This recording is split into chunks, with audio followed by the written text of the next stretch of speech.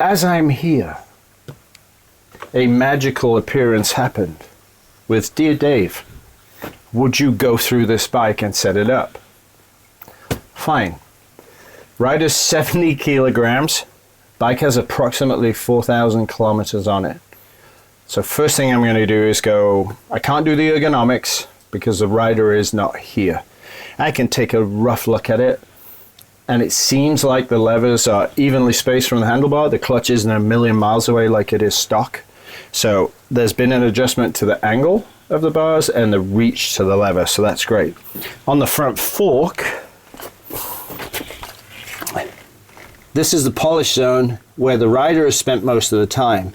Now we get the rings of travel here over time, where on braking, given the last ride, spent most of the time there, which takes us just over halfway.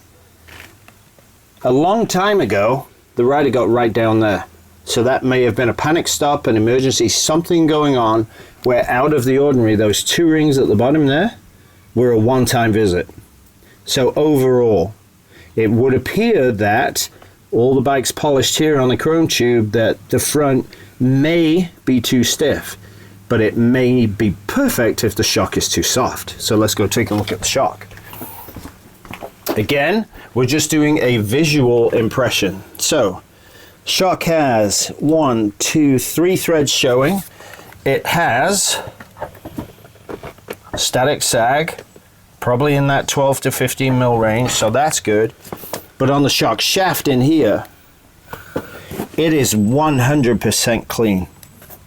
All the way to the rubber bumper at the bottom, and the rubber bumper, the surface of the rubber bumper is clean.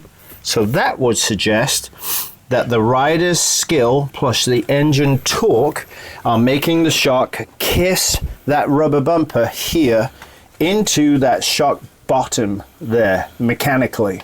So it is an impact. It is not a heavily polished and imprinted color change on the base of the shock body. So at that point you're going to say, all right, the dust bumper is clean, there's nothing there, it's lipped, and the base of the shock body is clean. So they've been interacting with each other intimately but not aggressively. In that case, with the amount of threads showing here, we want to go from 1, 2, 3, we want to go to 4 threads. But before we do that, we should probably assess where we are on compression. So, compression is half, 1, half, 1.5 realistically of half, 1, half, 2, half, 3. 3 total turns, but it's smack in the middle. We know it's definitely not right, so we're going to change this setting to 1.25 because we know it's bottoming, so we want some hydraulic assistance.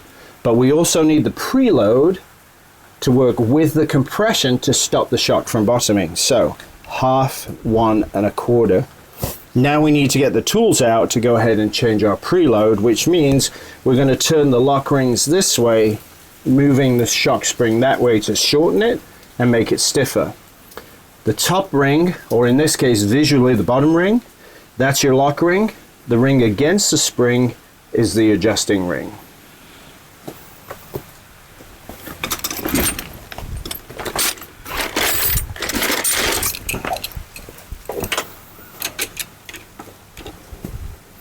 So, this tool I've owned for 30 years and it's done the job perfectly. Okay, so now let's see if both move or this will move by itself. So I'm going to hold the spring. Okay, that makes it loose. Now we can adjust this way, the opposite direction, to add preload. So we have 1, 2, 3, 4, 5, 6 castle nuts. So 12 castle nuts is 1 turn. So 1,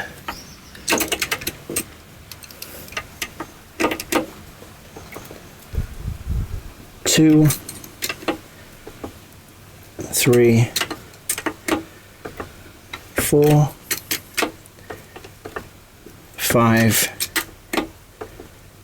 6, 7, 8,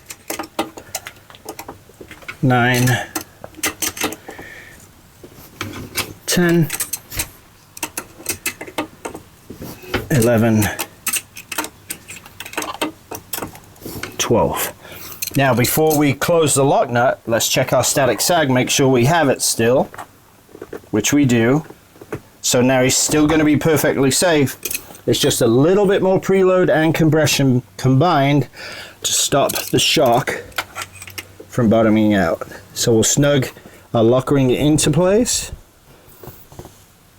There it is.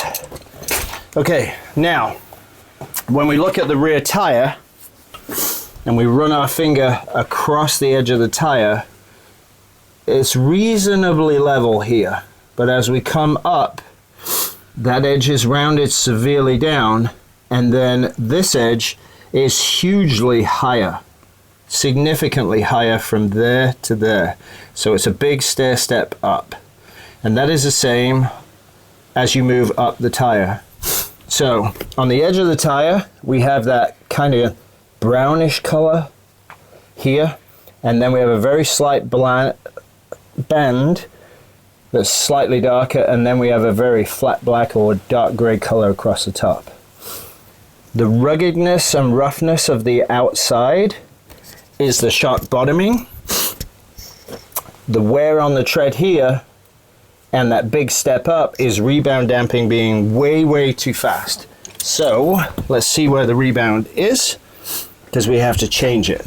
So 1, 2, 3, 4, 5, 6, 7, 8, clicks out. 1, 2, 3, 4, 5, 6, 7. Now this bike doesn't have a huge amount of miles on it, so the shock isn't a lava lamp yet with very old, cold, thick oil in it. It still seems to jump up pretty quick, and this is cold oil. So we'll make the executive decision and send it to 6. Which is a little slower, but when the oil is hot, it's going to flow faster. Let's bring the bike in a little bit so we can look at the front. Okay, now let's see how many bounces we get in the front. We know the back was soft and the fork wasn't traveling where it should go, so the bike has had too much bias to the rear. Again, cold oil, very bouncy. We have single function forks. So the right leg is your rebound leg. The left leg is compression. So 1, 2, 4, 5, 6, 6 out with only 4,000 Ks on it. 6 of 1, 2, 3, 6, 9, 12, 15, 18, 6 of 18 at 4,000 Ks. So I'd be looking at the service manual saying the oil spec for this bike is this brand and this viscosity index. Okay, I'm going to change it up a grade. Now New Zealand essentially is a cold climate, so I'd only go up one grade. So it's 5W in the manual, I'm going to go to 7 or 7.5 because they come in 2 variations based on the manufacturer. Let's send it all the way back in and go to 4 and try it at 4.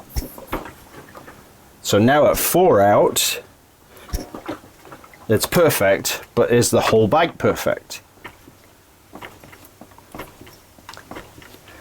So that's very nicely balanced, but it's cold oil. On compression, we are 8 of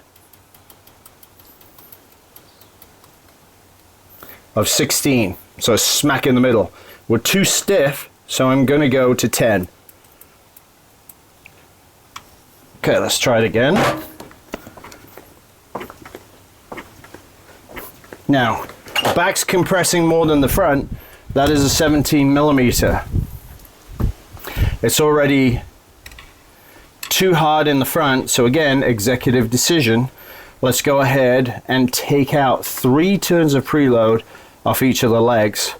And then when the owner rides it again, the cable tie goes on the front, or They don't wash it, they just see where those rings of use are, and if they've moved down to a visual 3/4, defined 3/4 area, then we're in the ballpark. So it makes it really easy for the person to assess, is it easier to turn? Because if the forks go down, they shorten, which means they'll turn. So like great comedy, it's all about timing, using your engine braking, load the front, turn the bike. And if we can get it to that point, the bike will be 60% less energy per corner. That's huge. So let's get our 17mm out and change the preload.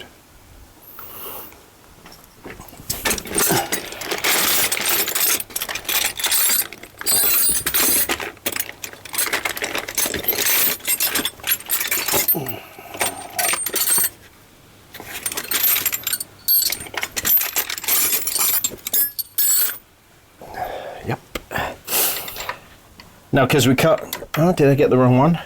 Oh, I got the 15. Was this your first rodeo? Could be. Wrote a song about it. Huh, it's a 19. I got it wrong.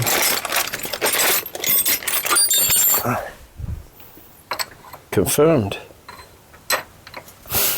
Now, when you can't get a socket in, you can't do complete revolutions.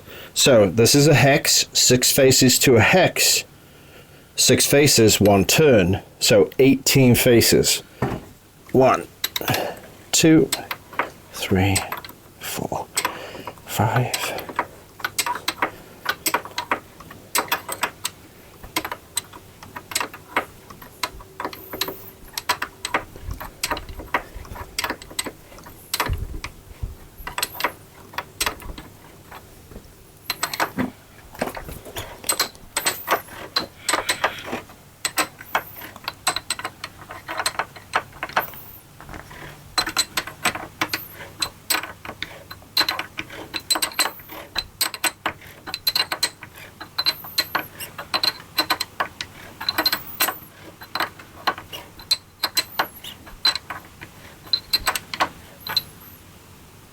You can see it's pre-marked, so it's gone exactly back to the same place.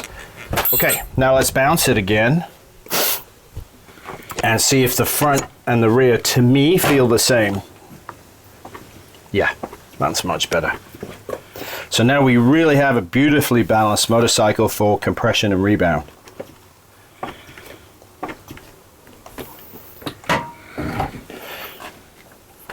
Last thing for me, out of curiosity, is I just put a video up on the Suzuki Bandit for your boot size. Nobody measures boots. Nobody understands the foot part.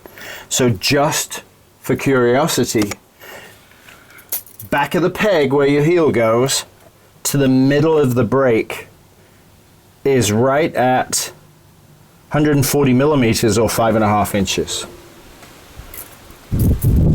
The other part is this angle, how down is it? And if you're resting your foot, it's going to be close to reasonable, and then you've got your extension. The rear brake is adjustable back here. There's a lock nut, and you can go ahead and lower that more if you need it, and there's a lot of free play here. So from a rear brake perspective, we can drop that angle down nicely, so it's not sitting here above our foot, so we have to do that and over and down. On the shifter side, let's see if it's close, or is it further? So back of the peg where your heel would be to the shifter, well, that's considerably different, excuse me. So 75. Interesting that this is much further. The other part is we've got to get our foot under and over. Now looking at this, if we pull to the top of the stroke, as long as the shifter's below the peg, you're not going to have to hyperextend your ankle in an upward angle to get an acute angle here, because that's unnatural. So there's a lot of space here for your foot, and at the bottom we have an adjusting rod. So we can raise or lower the shifter as we need to by loosening the lock nuts here. So if we want it a little further down, we can go a little further down. Use the rod, because your shift arm should always be at 90 degrees to the rod. If you're going to take that bolt out and move the spline around because you can't get the adjustment, make sure you don't go less than 90 degrees here. So ergonomically, that takes care of the feet, and that's really, we shift way more than we brake and clutch. Because a lot of the times we can do clutchless upshifts when we master that skill. So we're constantly shifting versus braking. So if you can take the time to put the rear brake and the shifter in the right position, but also match it to your boot size, and if needed, go find the right component, that would be really helpful in making your bike truly comfortable for you.